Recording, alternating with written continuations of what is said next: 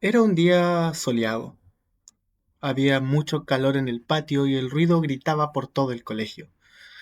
Niños jugaban a la pelota, algunos con miedo de volver a romper algún vidrio y ser castigados nuevamente, con la severidad que tiene el quedarse sin recreo o quedarse sin la posibilidad de ir al baño durante el almuerzo. Nuestra protagonista, a quien aún no daremos nombre, se dirigía directamente hacia la biblioteca. Una biblioteca muy pequeña, aún para el colegio que era. El colegio tenía aproximadamente unos 1000 estudiantes, quizá poco más, quizá poco menos. Pero dentro de sus aulas, la clase se sentía abrumadora. El recreo era para ella un momento de descanso. Le abrumaba hablar con mucha gente. Le abrumaba escuchar a la profesora durante 1 hora y media, 45 minutos, dos bloques, para tener un pequeño descanso de 15, 20 o 30 minutos, dependiendo de qué recreo sea, o el gran almuerzo de de casi 1 hora. Ella se sentía abrumada por el colegio. Ya estaba en octavo básico. No entendía muy bien lo que pasaba, le hablaban de su futuro, le hablaban de que ahora en enseñanza media tendría que elegir entre matemáticas, lenguaje y ciencias, y ella disfrutaba las tres a su propia manera. Le gustaba la experimentación científica, ver cómo las cosas reaccionaban a cosas, pero le abrumaban los números y los dígitos y las letras. Le encantaba la matemática al sentido de llegar a finalmente a un resultado, pero cuando llegaban fórmulas nuevas o fórmulas complejas, podía pasar semanas sin entenderlas, sintiéndose tonta o absurda frente al resto. Lenguaje era una cosa distinta. Odiaba la simetría de las palabras, odiaba el hecho incesante de tener que aprender a conjugar las palabras, odiaba el hecho incesante de tener que aprender cómo se compone la poesía, qué es una sílaba métrica, cuántas sílabas tienen que considerarse y aún no entendía bien en octavo básico qué era un diptongo y estaba reactiva a aprenderlo. Pero por otra parte era su materia favorita. La magia de los libros, la magia de la literatura y la lectura habían calado en ella profundamente. No entendía lo que era un diptongo, pero su mente podía imaginar un mundo con pocas palabras. Podía cerrar sus ojos e imaginar aquella biblioteca solo dicha en palabras. Pequeños muebles uno al lado del otro, de un color azul marino desgastado. Bordes dorados que pintaban cada uno de los muebles con pequeños papeles pegados con scotch. Cada papel indicando el género, el año o aquella categoría abstracta en el cual el bibliotecario había decidido ordenarlos. No eran tantos libros como para usar códigos ni nada complejo. Estaban ordenados por género, generalmente por edad, si correspondía, y en el caso de los libros más científicos, por temática. Animales, países, culturas, idiomas. No eran tantos libros tampoco. La biblioteca podía recorrerse con facilidad en menos de 2 o 3 minutos, y revisando libro a libro podía tomarte quizá un par de semanas entender dónde estaba cada libro que querías buscar. Pero era un lugar acogedor, cada vez más silencioso. El bibliotecario era un hombre de unos 35 años, entre 30 y 35 estimaba ella. Era bibliotecario de profesión, y ella no sabía que ese trabajo existía, tampoco le interesaba, pero le llamaba la atención la existencia de un trabajo como ese.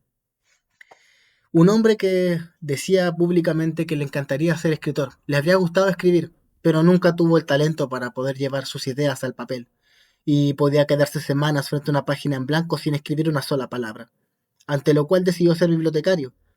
Acabó trabajando en una escuela pública a pesar de que él buscaba trabajar en una biblioteca enorme en el centro de Santiago, pero esos puestos ya estaban reservados de alguna manera a familiares o amigos de, según sus propias palabras.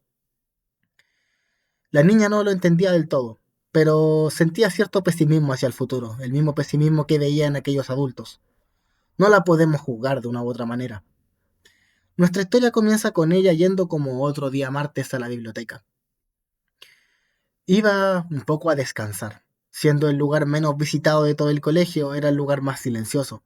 Si bien es cierto, durante el recreo solían haber un máximo de 10 niños en la sala, en la biblioteca como tal, la mayoría estaba en silencio. Unos pocos metían ruido, pero bastaba un poco para que el mismo bibliotecario les pidiera callar. Y si el ruido era muy incesante, los echaba. Tenía esa facultad y ese poder. Un templo a la paz que era mantenido por ese guardián un poco depresivo. La niña recorrió ese día como cualquier otro aquella biblioteca. Buscó entre los estantes de color azul marino y encontró un libro, diferente al resto. No lo había visto nunca antes, a pesar de que había recorrido esa sección por mucho tiempo. Una sección que tenía el papel demasiado desgastado como para ser leído. Ella entendía que era una especie de fantasía, un poco más adulta que el resto de la fantasía. Quizá asumía que eran los libros como de media o quizá adultos incluso, que habían sido olvidados en algún minuto o cuya existencia había pasado al olvido por parte incluso del mismo bibliotecario. El libro era un libro de una portada roja. No tenía nombre, no tenía autor, no tenía año ni título. Solamente una portada roja que parecía aterciopelada. Un libro que se veía bastante antiguo, aunque sus hojas estaban muy cuidadas. Su letra pulcra y de tamaño grande le hacía fácil la lectura, y su tamaño era inmenso para lo que ella acostumbraba a leer.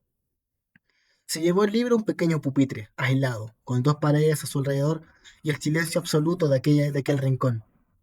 Abrió y las páginas amarillas se abrieron frente a ella. Un libro que parecía inmenso se postraba frente a ella y escribía sobre su primera página un título que le llamó demasiado la atención. Capítulo 1. La historia del caballero que quiso cazar un dragón. De un reino olvidado cuyo nombre no quiero recordar, había un caballero de nombre Edmond. Este caballero, hijo de la familia real, era un príncipe que no era el primero en la línea, ni tampoco el último. Era, mejor dicho, el quinto. Había 4 príncipes antes de él, todos doctos, cultos y normados dentro de lo que faculta a ser un rey. Su hermano mayor, quien era heredero al trono, era amado por todo su pueblo. El siguiente hermano era amado por los académicos, era alguien muy ligado a la academia. El tercer hermano era un militar de alto rango y había dirigido tropas en distintos procesos que el reino había llevado adelante para conquistar tierras, con éxito y cuidando a su población. No se podía decir lo mismo del enemigo, pero en ese entonces no había mucho que decir. El cuarto hermano era un hermano dado al pueblo como tal. Era muy cercano a la gente y había logrado una gran comunión con el pueblo. Mucha gente lo tenía como su contacto directo hacia el rey, y era quien levantaba tanto con su hermano como con su padre aquellas problemáticas del pueblo que de ser solucionadas, traerían armonía a la ciudadanía y evitarían cualquier tipo de conflicto. Era una especie de negociador muy activo. Él, en cambio, era el quinto, desconocido entre sus pares, no demasiado fuerte para ser un gran militar, no demasiado inteligente para ser un buen académico, y demasiado tímido en verdad como para llegar a la gente y tener esa cercanía y esa relación de amistad con sus pares, ni siquiera con su propio pueblo. Era entonces que debía destacar. Sabía que tenía un objetivo que cumplir, una razón por la cual había nacido. Era el quinto hermano, y a pesar de que tenía al menos 2 hermanos menores y se estimaba que venía otro más en camino por parte ya sea de la reina o del harem real, él sabía que no iba a heredar el reino, pero tenía que hacer su nombre de alguna manera. Tenía que tener un destino. Fácil para él habría sido abrazarse a la familia real y decir, soy el príncipe y tienen que mantenerme, y en parte era verdad, no habría sido el primero a seguir esa línea, pero una línea que a él mismo le parecía deshonrosa. Decidió entonces hacer algo que mucha gente hacía, buscar la gloria en alguna gran hazaña. Una hazaña que podía no ser militar, podía ser de algún otro tipo. Los cazadores de bestias eran bastante reconocidos. Cazadores de centauros, de serpientes gigantes, de bestias del bosque. Se hacían una fama enorme y muchas veces alcanzaban incluso la nobleza con sus trofeos. La piel de estas criaturas era bastante cara, pero al mismo tiempo eran mortales. Las bestias del bosque eran venenosas y sigilosas, se ocultaban entre los árboles, y la única forma de darles caza era encontrarlas antes de que ellas te encuentren a ti. Las serpientes marinas y las serpientes de los lagos eran enormes criaturas que de arrastrarte hasta el fondo del mar sabías que del fondo del mar o del lago respectivo, sabrías que no tenías un destino al cual correr. Tu muerte estaba predestinada. Pero él quería algo grande y sabía que estas criaturas le traían gloria a alguien de bajos recursos, a alguien de nivel medio, incluso a un pueblerino. Pero él, siendo un príncipe, debía buscar la gloria mayor. Fue entonces que se decidió a cazar un dragón. Lastimosamente en su reino no había ninguno. En su momento se hablaba de que había habido algún dragón alguna vez, que había sido cazado por el rey anterior, y siempre se contaba la misma historia. Éramos herederos de la sangre de los dragones, porque con ella se bañó el rey, y con ello se nombró a él como el caballero protector de la tierra, acabando con esas bestias tan imponentes. Jamás en su vida había visto un dragón, y los textos diferían mucho. Algunos hablaban de ellos como criaturas humanoides, de piel reptilia, que podían conjurar hechizos y lanzar fuego por la boca. Otros hablaban de grandes reptiles alados, que engañaban a los hombres, pudiendo transformarse en lo que ellos deseaban, utilizando su propia magia. Otros hablaban de reinos ocultos de dragones enormes y gigantescos que algún día acabarían y arrasarían la tierra. Cada idea más perturbadora que la anterior, y cada autor hablaba de forma más elocuente y más alocada de lo que un dragón podía hacer.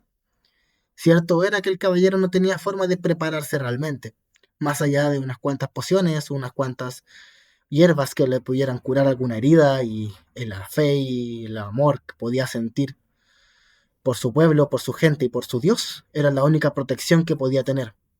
Y en parte los libros hablaban también de que esa era la única protección que se necesitaba frente a un dragón.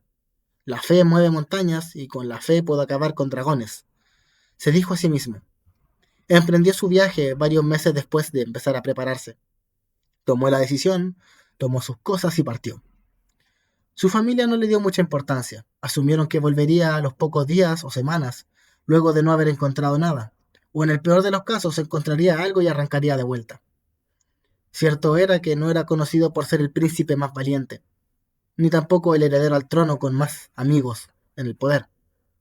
Él tampoco quería heredarlo, así que sería una buena escapada. Llegó a un pueblo hermano, un desierto gigante, llamado Gerutris. El reino de Gerutris era enorme. Tenía grandes montañas que decantaban en un desierto y un río que, dependiendo de la época del año, crecía hasta desbordarse o permanecía como un pequeño hilo de plata que recorría el desierto.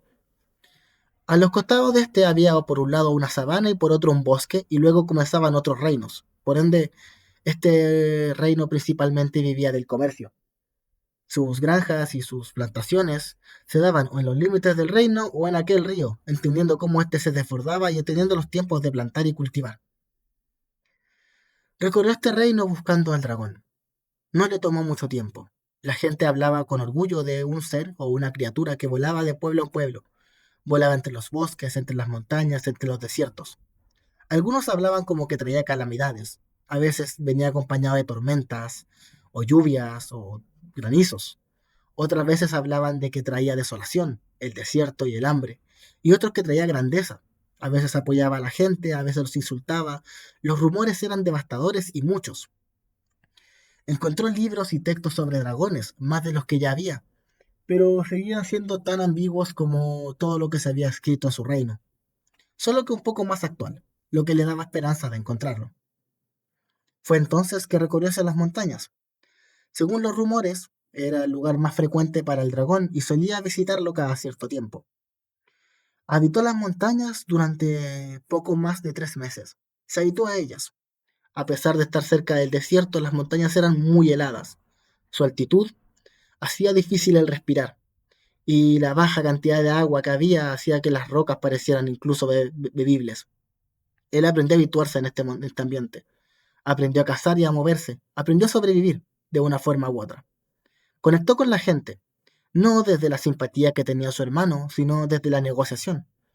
Era capaz de encontrar piedras preciosas en las montañas y luego revenderlas en los mercaderes. Y teniendo el conocimiento del mercado y teniendo el conocimiento de su gente y los estudios que tenía, no le era difícil llegar a buenos precios. Se habituó rápidamente, sin olvidar su meta de encontrar al dragón. Y fue un día en el que, lamentablemente, se encontraba desprovisto de sus armas, que vio por primera vez y a la distancia, hacia una cueva, dos alas enormes, de un color rojo, intenso y brillante a plena luz de la noche, brillando como una llama que flota sobre la oscuridad. No tuvo duda de que era un dragón, no tuvo duda de que era su dragón. Cazarlo le daría a él la posibilidad de poder acceder a todo el reino, acceder a su lealtad, acceder a su fidelidad y a su honor. De otra forma, solo sería un noble más, alimentado por el resto de la gente, un paria, sin ser un paria, alguien que solo es por donde nació. Se aventuró hacia las montañas y entró por una cueva. La cueva era oscura, húmeda.